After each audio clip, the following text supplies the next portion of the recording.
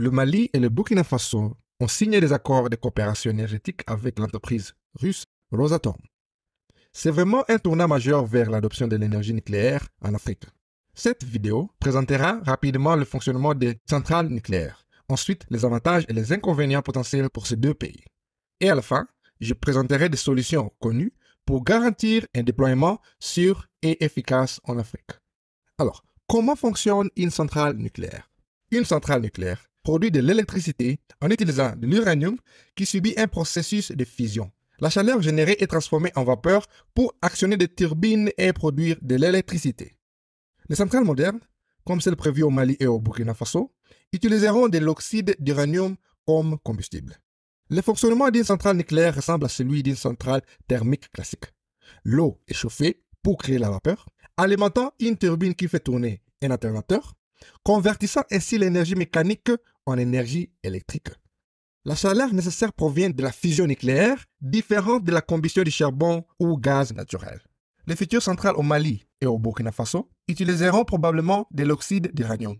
Ce combustible est comprimé en pastilles, inséré dans des crayons de combustible, puis placé dans une cuve de réaction immergée sous l'eau. La fusion de l'uranium commence par un bombardement de neutrons, libérant 2 ou 3 neutrons à chaque fusion. L'acide borique et les barres de contrôle dans la cuve absorbent l'excès de neutrons. La réaction peut être stoppée en un tiers de seconde en abaissant tous les barres de contrôle. Une centrale avec un réacteur à eau sous pression a 3 circuits d'eau distincts, primaire, secondaire et tertiaire. Dans le circuit primaire, la chaleur générée réchauffe l'eau à 320 degrés Celsius. Un régulateur de pression maintient l'eau sous haute pression, évitant la formation de vapeur. La vapeur produite dans le circuit secondaire fait tourner une turbine générant de l'électricité. La vapeur est refroidie dans un condenseur et l'eau de refroidissement est ensuite renvoyée pour le processus. La majeure partie de l'eau est réintroduite dans les cours d'eau. Seule une petite quantité sortant de la tour de refroidissement sera de la vapeur d'eau. Quels sont les avantages d'une centrale nucléaire? Il y a d'abord une stabilité de la production, car les centrales nucléaires assurent une production stable de l'électricité. Une centrale classique peut fonctionner à pleine capacité 90% du temps et fournir de l'électricité 24 heures sur 24. On peut aussi noter une réduction des émissions, car en adoptant le nucléaire, ces pays peuvent aussi réduire leurs émissions CO2.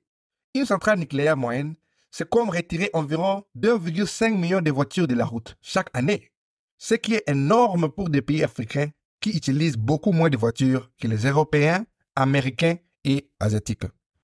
Ensuite, il y a l'autonomie énergétique. Une centrale fournit une énergie constante, contribuant à atteindre l'autonomie énergétique. Les centrales peuvent fonctionner en continu pendant 18 à 24 mois avant de nécessiter un rechargement de combustible.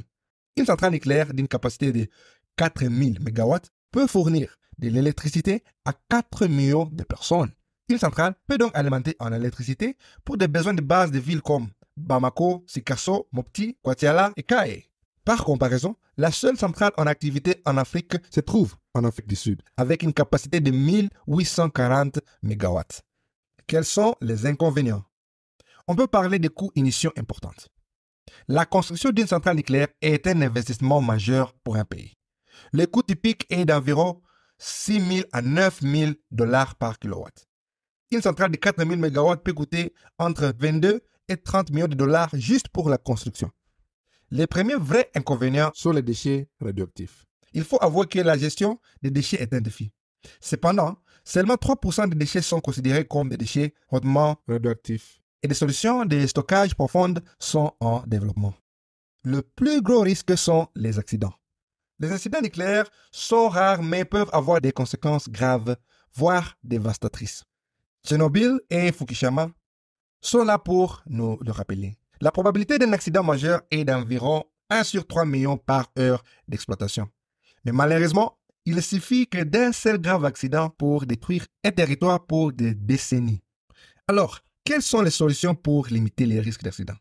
Il y a d'abord la formation et la prévention, investir dans des programmes de formation approfondis et faire très souvent des simulations montrant que le risque d'erreur humaine est réduit de 85%. Ensuite, il faut utiliser les technologies innovantes. Les avancées technologiques comme les réacteurs de 4e génération sont censés rendre les centrales plus sûres et plus efficaces. Enfin, Il faut maintenir une coopération internationale parce que encourager la collaboration pour partager les meilleures pratiques et les leçons apprises est la meilleure solution pour se faire aider en cas d'accident.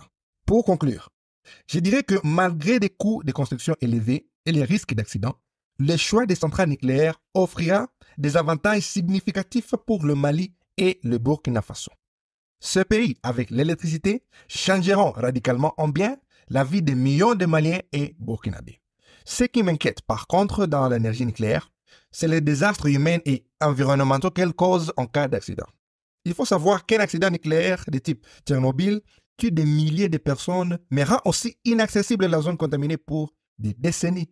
Le Mali et le Burkina ne pourront pas non plus faire face rapidement à un accident majeur, parce que ces pays ne disposent pas de personnel qualifié et expérimenté dans le nucléaire. Ils seront obligés de faire appel à la Russie et aux pays occidentaux pour limiter les risques de contamination par la radioactivité. Je pense qu'il est préférable que les Africains arrivent d'abord à un niveau de développement industriel avec des centrales classiques et photovoltaïques avant de se lancer dans le nucléaire civil. Si un pays aussi industrialisé que l'Allemagne renonce aux centrales nucléaires, c'est que les risques sont extrêmement élevés et les rapports risque-gain n'avantagent pas cette technologie. Le choix définitif de l'énergie nucléaire doit donc être minutieusement analysé par le Mali et le Burkina en prenant en compte les rapports risque-rendement.